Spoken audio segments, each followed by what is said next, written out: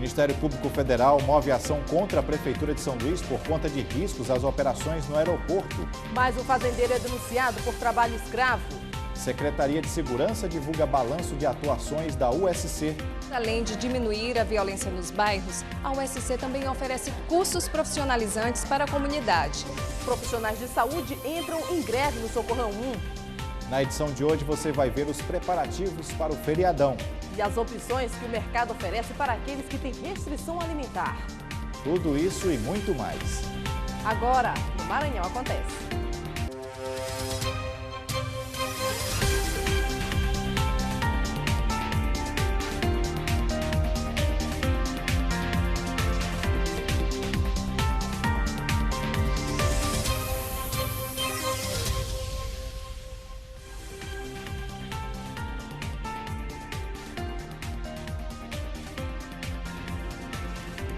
Olá, boa noite para você. Boa noite. E a edição de hoje começa com a ação que o Ministério Público Federal entrou contra a Prefeitura de São Luís por conta dos riscos das operações no aeroporto. É um velho problema dos urubus na região do aeroporto de São Luís. Só que agora o MPF quer a retirada de todo o lixo próximo ao local. A pergunta é, e o aterro da Ribeira como fica? Lembrando que essa não é a primeira vez que é exigida a retirada de resíduos sólidos naquela região. E na semana passada, uma aeronave teve que passar por reparos depois que bateu contra um urubu. O aterro da Ribeira, localizado nas proximidades do aeroporto da capital, concentra a maior parte das aves que causam danos às aeronaves que utilizam o aeroporto da capital maranhense. Pelo menos 4.000 passageiros utilizam o aeroporto Marechal Cunha Machado em São Luís. No ano passado, foram registrados 13 incidentes envolvendo aeronaves e urubus nas proximidades do aeroporto. No mês passado, um avião da TAM teve que fazer um pouso de emergência, porque um urubu se chocou contra uma das turbinas da aeronave. Quem viaja de avião destaca a preocupação quando se aproxima o horário do embarque ou desembarque no aeroporto de São Luís. É claro que a gente se preocupa porque a gente vai para chegar em casa, de repente não chega nem eu e muitas outras famílias. Muito preocupante, porque nós ficamos vulneráveis, né? A essa situação, a Infraero deveria tomando alguma providência para recolher esses urubus da área aqui do aeroporto para oferecer melhor segurança, né?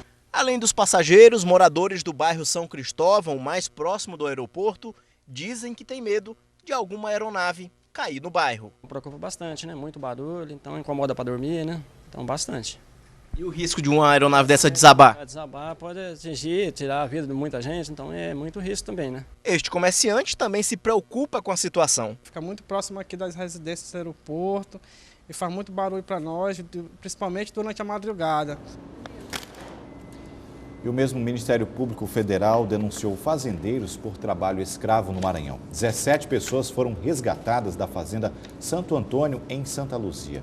O Maranhão é o 4º estado no ranking do uso da mão de obra escrava. No ano passado, 87 denúncias foram feitas por conta deste tipo de trabalho irregular no estado. E hoje foi realizada uma ação de despejo na área do Jaracati. A retirada de moradores foi para o cumprimento de uma reintegração de posse.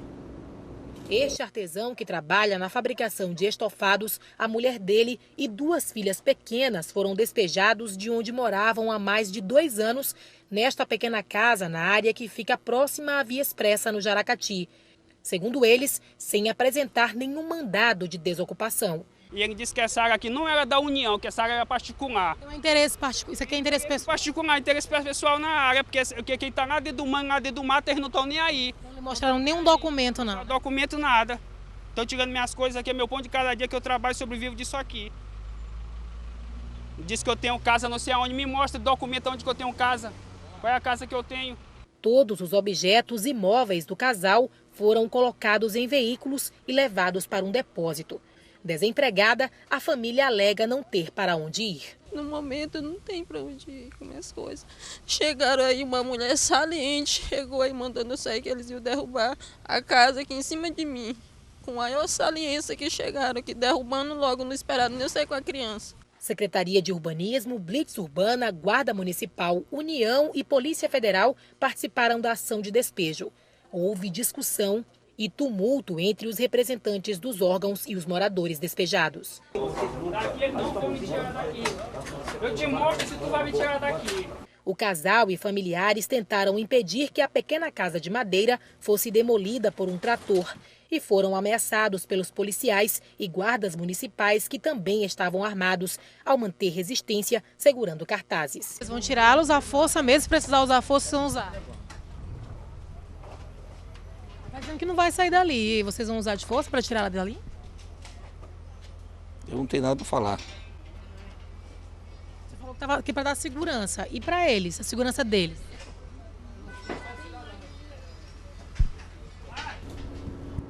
Completou um mês a instalação da Unidade de Segurança Comunitária, a USC da área da Divinéia Vila Luizão. Segundo o balanço realizado, houve uma redução da criminalidade.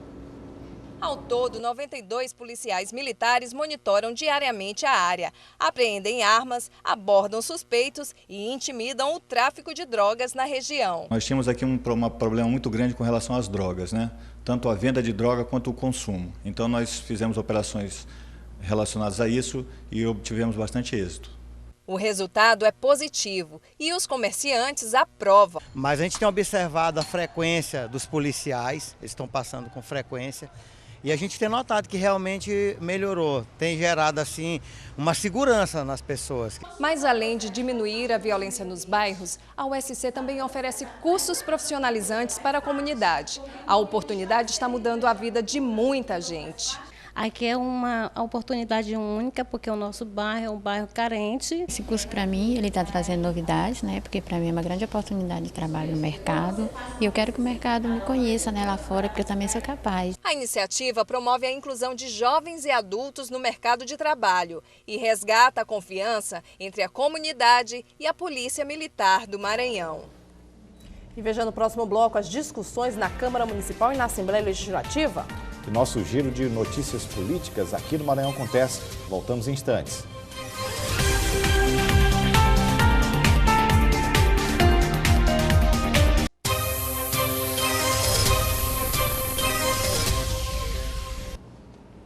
Já estamos de volta e vamos aos fatos políticos em discussão do Estado.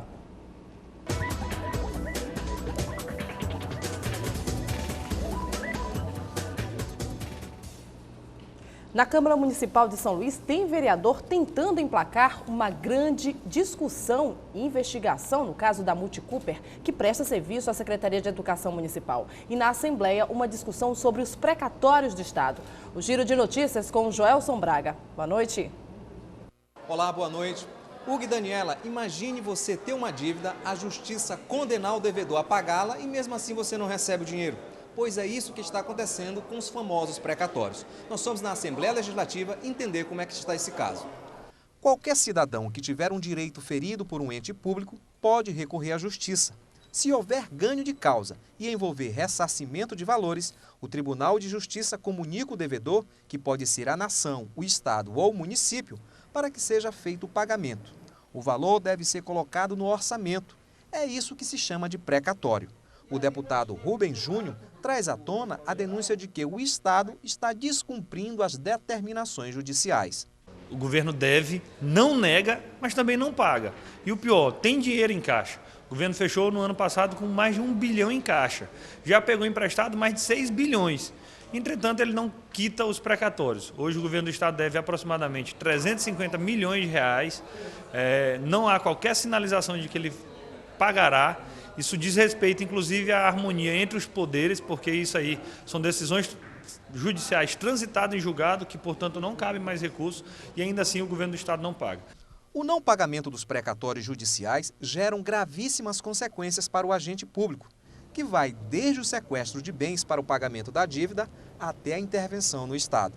Para o vice-presidente da Assembleia, deputado Max Barros, o governo não está agindo de má vontade, mas aguarda uma decisão sobre o parcelamento dos precatórios para poder efetuar o pagamento. É um assunto muito relevante, né? É claro, se houver algum vício muito grave, casos de corrupção, etc., cabe a cassação. Mas questões burocráticas, isso aí diminui até o poder da população que escolheu as pessoas. E no mais, eu acredito que o governo vai cumprir o que o Supremo determinou em relação aos precatórios. Agora aqui na Câmara Municipal, o caso da CPI da Multicooper ainda está rendendo. O vereador Chaguinhas passou a sessão desta terça-feira de mês em mês acolhendo assinaturas, mas ele só irá apresentar o requerimento na próxima segunda. O vereador Chaguinhas usou a tribuna para conclamar os colegas a assinarem o requerimento para a instalação da CPI, que agora passará a se chamar CPI das Terceirizadas. Mas também usou o corpo a corpo para conseguir o apoio. Outro momento marcante foi o encontro de Chaguinhas com o vereador Fábio Câmara. Só um minutinho, só um minutinho. Quando você, meu caro repórter, só um minutinho. Vai ficar assim. Quando você, meu Quando você, meu caro repórter, pega a criança. O vereador disse que pode até não conseguir as assinaturas, mas fez a sua parte. Eu sou uma pessoa que tenho fé e tenho coragem, sou determinado. A minha parte eu estou fazendo. O alvo da CPI é a Multi Cooper, que já teve em seus quadros o vereador Ricardo Diniz. Ele agora diz que está tranquilo e que a CPI deveria ter outro alvo na educação e não as terceirizadas. Eu acho que é válida a iniciativa do vereador Francisco Chaguinhas, são 31 cabeças, né? Cada um tem um raciocínio, um pensamento. Agora, eu acho que a gente tem que ter justificativas plausíveis, não é só dizer vamos montar uma CPI, porque senão a gente vai montar CPI da saúde, CPI do transporte, CPI da multicúpula, CPI dos terceirizados, CPI de pedofilia. Então aqui vai virar uma casa de CPI. A multicúpula não tem nada para esconder, então? Nada, não tem nada. Isso aí é tranquilo. Agora, nos bastidores, já é dado quase como certo que mesmo que ele consiga as 11 assinaturas, o requerimento não será aprovado no plenário. Eu volto com vocês. Alguns funcionários do Hospital Municipal de Djalma Marques, o Socorrão 1, paralisaram as atividades por algumas horas. A manifestação foi por conta de uma suposta declaração do diretor da unidade. De acordo com um dos funcionários, o diretor Iglesio Moisés teria chamado os servidores de porcos e que gostam de viver em um chiqueiro. A declaração teria sido no dia da visita da comissão dos vereadores no hospital no início do mês. A assessoria de comunicação negou o fato, informando que o diretor Iglesio havia sido mal interpretado.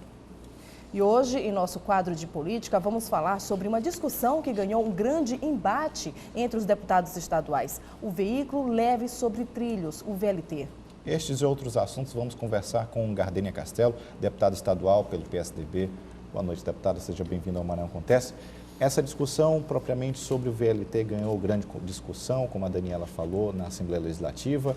E o motivo principal seria o fato do VLT estar na cidade, estar no local onde ele deveria realmente funcionar e as obras estão paradas. É verdade. Boa noite, Daniela. Boa noite, Hugo. Boa noite, telespectadores da TV Guará. É triste, é lamentável. Nós temos aí o VLT, que é um bem público, evidentemente adquirido na gestão anterior, com seu projeto iniciado, com as obras paralisadas. Até aí, tudo bem, paralisa-se as obras para verificar, criou-se uma comissão por 120 dias para fazer a avaliação desse projeto. Mas o problema é que o veículo não pode ficar abandonado. Ele é um bem público, precisa ser cuidado. Já 90% desse veículo pago e está lá no terminal ali de integração, totalmente abandonado. Quer dizer, cadê a guarda municipal que tem a responsabilidade de guardar os bens públicos? Eu acho que é uma temeridade, eu diria até uma irresponsabilidade abandonar o VLT da forma que está lá abandonado. Além do VLT, a gente também tem outra discussão em relação ao corredor, ao corredor de transporte, em que já chegaram verbas do governo federal, inclusive? Sim. Só concluindo o VLT é um projeto que vem complementar o transporte de massa na nossa cidade, uma cidade com 1 milhão de habitantes. Várias cidades brasileiras como Natal, Santos, o Ceará, lá em São Paulo, no Rio de Janeiro, já implantando o VLT, já em processo inicial. E é natural que São Luís também precise, porque só o transporte coletivo, de fato, não atende. Isso a gente já sabe há bastante tempo.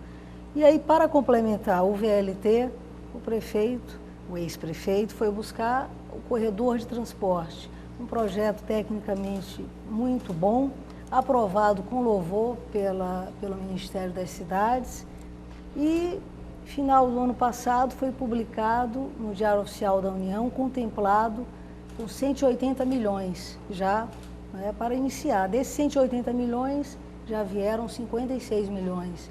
Que é exatamente para iniciar o projeto, é evidente. Um projeto dessa monta, ele não vem o recurso de uma só vez. Vem a primeira parte do recurso, inicia-se a obra e aí vai buscar o restante. As coisas vão acontecendo passo a passo.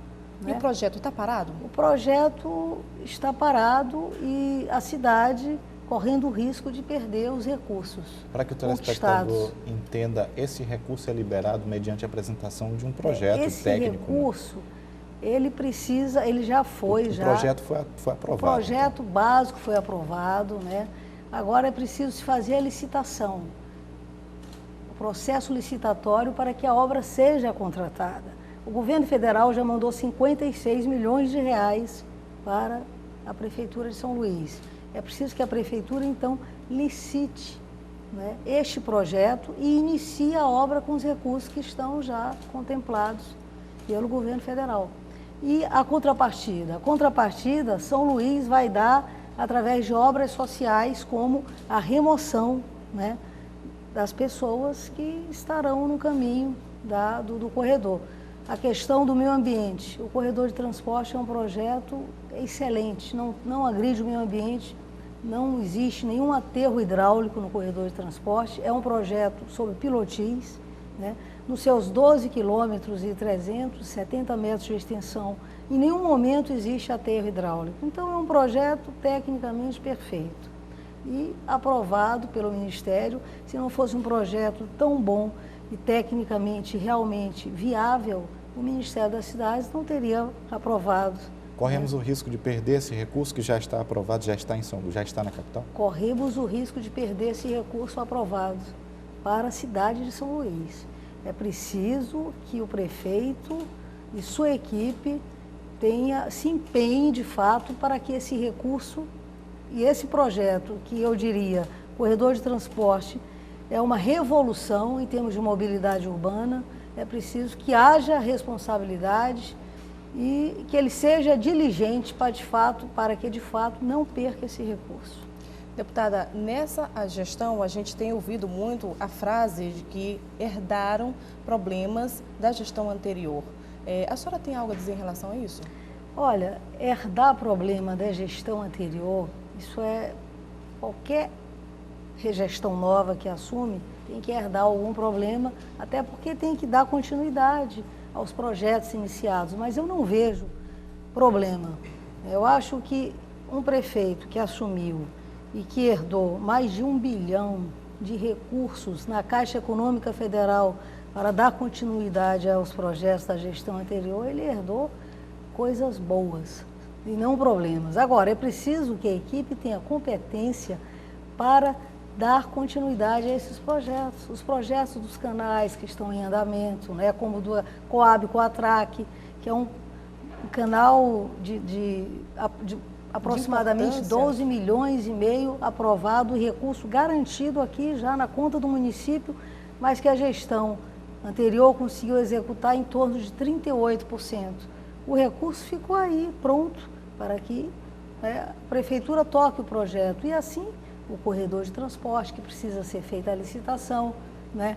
A obra do Rio Gangã, são muitas obras que estão aí prontas para serem continuadas, mas é preciso que a gestão, de fato, assuma esse compromisso, né? E toque a obra. É o que a gente quer. Deputada, nós queremos aqui agradecer a sua participação, sucesso na Assembleia Legislativa pelo trabalho desenvolvido. Agradeço aí a oportunidade. Muito obrigada e boa noite. Obrigada, deputada. No próximo bloco, uma entrevista com Roberval Lopes, coordenador da Educação para o Trânsito. E ainda a movimentação no terminal rodoviário de Ferryboat já para o feriadão. A gente volta daqui a pouco.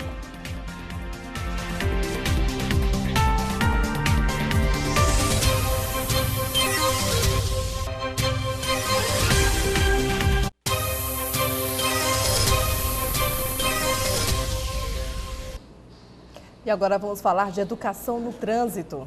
Próximo ao feriadão, é bom ficar atento para os perigos nas ruas e avenidas. Assunto que a gente conversa com Roberval Lopes, coordenador de educação para o trânsito no Detran. Boa noite, seja bem-vindo. Boa noite. O Detran sempre se preocupa a cada ano com essas ações de educação, mas o que a gente pode contar para esse ano de 2013, já que temos aí um feriadão bem próximo? Bom, as recomendações são aquelas de prática, que os condutores, de modo geral, já sabem, entendeu? que está faltando é um pouquinho mais de conscientização mesmo da parte de boa parte de muitos condutores em querer respeitar mesmo as regras. O Departamento Estadual, né, tem realizado campanhas, né, tentando minimizar os impactos, né, ajudando no Pacto Nacional, né, que trabalha aí, que até 2020, né, estabeleceu uma meta aí de reduzir os acidentes com mortes em 50%. Né. Nós já tivemos um bom resultado na campanha de Carnaval, onde já registramos uma queda um pouco expressiva. Nós gostaríamos de ter registrado um pouquinho mais, mas infelizmente ainda muitos condutores costumam andar com excesso de velocidade, muitos condutores, né, insistem em fazer ultrapassagens indevidas, principalmente nas rodovias nesse período.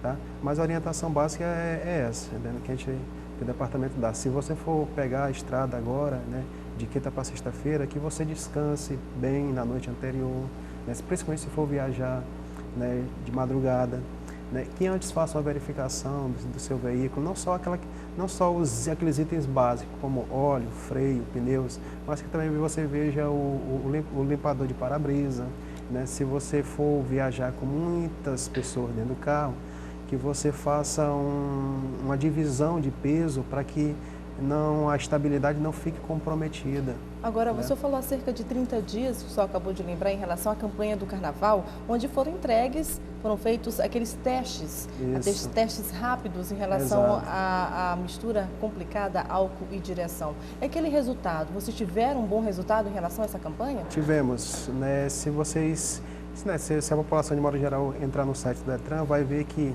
se for comparar o mesmo período do ano anterior, né, o número de infrações de condutores pegos pela lei seca foi praticamente quase 50% a mais. Né?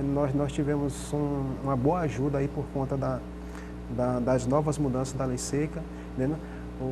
A governadora também estabeleceu um número maior de agentes, né, de policiais militares fazendo essa fiscalização ostensiva.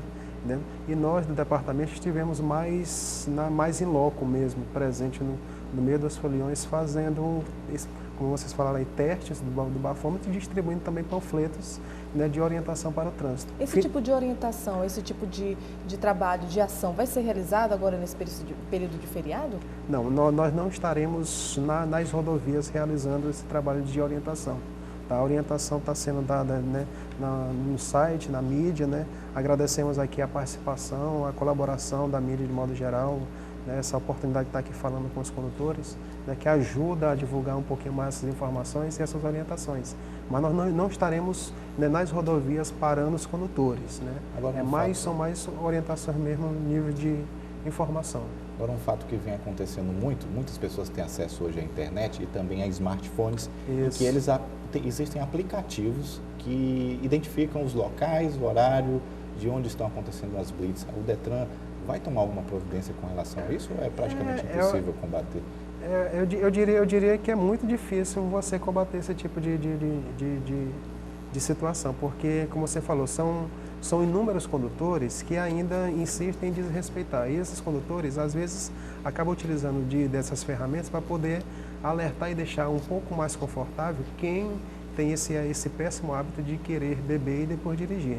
Infelizmente, né, é difícil combater, né? É triste até se falar, mas a gente pede que as pessoas que têm, né, esse costume de beber e dirigir, que elas se conscientizem um pouquinho, entendeu? E percebam que não só a vida dela está em risco, mas também pessoas que não têm, entendeu, muita culpa, entendeu, que não tem nada a ver com a situação, acaba se machucando. É parte pela conscientização. Exatamente, né? É uma questão de conscientização mesmo e colaborar para que as regras sejam, entendeu, obedecidas. Basta cada um fazer um pouquinho, entendeu, de oferecendo um pouquinho mais de atenção, um pouquinho mais de prudência, para poder chegar a um nível satisfatório de não haver mais mortes. A gente agradece então a sua presença aqui no Maranhão Acontece. Obrigado e obrigado a oportunidade. E a Receita Federal já vem recebendo um grande número de declarações de imposto de renda. E como de costume, quem perder o prazo vai ser punido. A Receita Federal dispõe de um sofisticado sistema eletrônico que permite cruzar as informações prestadas pelos contribuintes na declaração do imposto de renda. Em 72 horas, o sistema faz todo o cruzamento entre as declarações, as fontes pagadoras e as prestadoras de serviço. Transmitindo hoje, por exemplo, daqui a 72 horas, o sistema vai cruzar a informação que ele fez na declaração dele com todas as informações que nós temos aqui na Receita. Esse sistema é abastecido por 8 declarações exigidas de empresas e de outros órgãos públicos e privados. O delegado Paulo Roberto chama a atenção para as penalidades que o declarante pode sofrer no caso de cair na malha fina. Vai chegar um determinado momento que ele vai ser intimado para apresentar a documentação referente à declaração que ele fez, e se ele não comprovar isso, aí ele vai ser autuado. Até a tarde de hoje, mais de 60 mil declarações já tinham sido entregues à Receita Federal. Lembrando que as pessoas físicas que receberam rendimentos tributáveis superiores a 24 mil em 2012 são obrigadas a apresentar a declaração, que pode ser feita até o dia 30 de abril. E logo mais no último bloco, atenção consumidor, tenha cuidado quando for comprar peixes e mariscos. O Procon registrou diferença de até 133% no preço de alguns tipos de peixes. Os detalhes daqui a pouco.